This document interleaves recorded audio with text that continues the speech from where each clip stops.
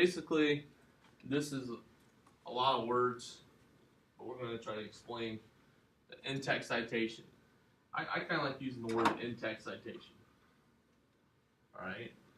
And basically what that means is you can use a direct quote or indirect quote. On the board you see an example, okay, of a direct quote. You'll notice there's quotations on the outside of what was pulled out of the research. All right, that means it was a direct quote.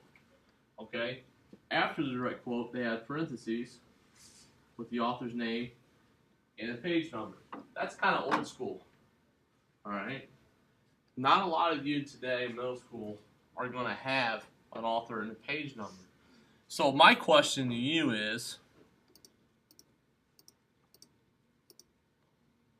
what happens if you get something like this? What happens if we do something like this? Maybe you've had a teacher down the road that says, just write unknown.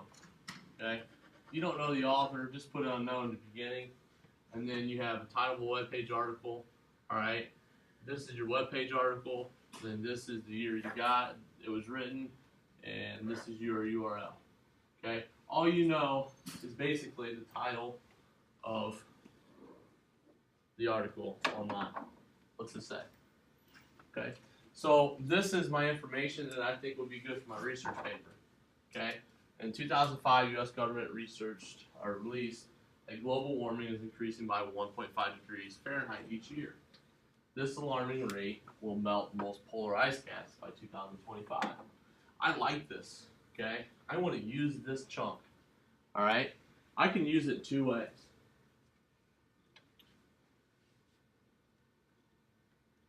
I can use it two ways. I can use it direct or indirect. I never should put unknown. And the reason I should never put unknown is because when I go to do my works cited, they need to see the title of the article so they can reference my information. Or they need to see the author. Last name alphabetized. Also, title of the article alphabetized. That is what is important. You should never have on your works cited page unknown. All right. So if you look here at this information, if we just look at this chunk instead of going over all these big directions that I didn't write, this is what I expect you to do, okay? If you're going to use this directly, you need to put citations outside of quotes, outside of it.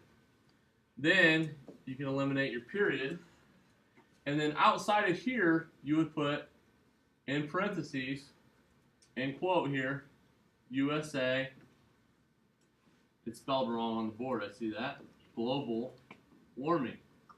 And that would be in a parenthesis. That's the title of my article. Do I know who wrote it? No, I don't. And then I would put my period. Okay? So, all right, I messed this up. My quotations, my period goes at the end, my quotations go at the end of my direct quote. Okay? So, if I have a direct quote, meaning I'm taking someone else's work and I'm putting it in my paper word for word, this is what I should do. Okay? This is direct. You need to have at least 3 direct or indirect. So what is indirect? Indirect means I'm going to take the fact out of the article that is not mine. Means I didn't come up with it. Okay? I don't need to quote something that's common knowledge. But I do need to quote facts, statistics, things that I had to research. If they're in my paper, I need to give credit. Okay? So, it's always kind of good to start with this. This is my go-to. According to the U.S. government,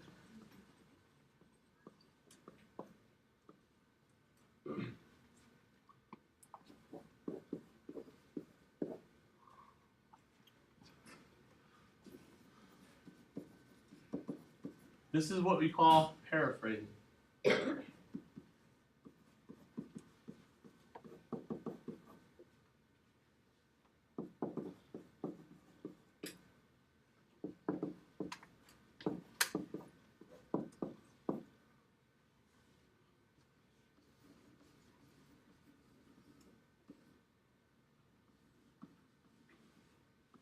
So now, this is the same sort of thing, okay? I added a few words. I took some of their words, but it's not a direct quote, okay? The information is the same, but it's not a direct quote. So now, I'm doing the same thing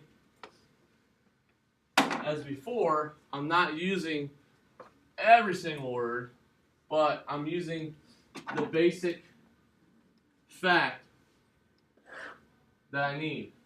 It's increasing by 1.5 degrees each year. All right? This is an example of indirect. It's the same information, but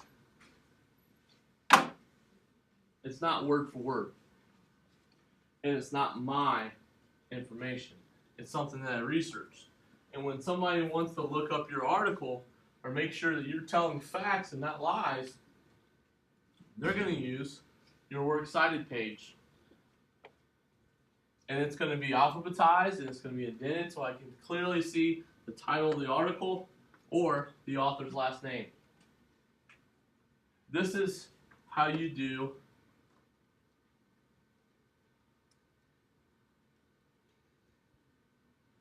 MLA in text citations. Alright? And hopefully this protects you against plagiarism. It gives you a good indication of how to start this before you go to high school.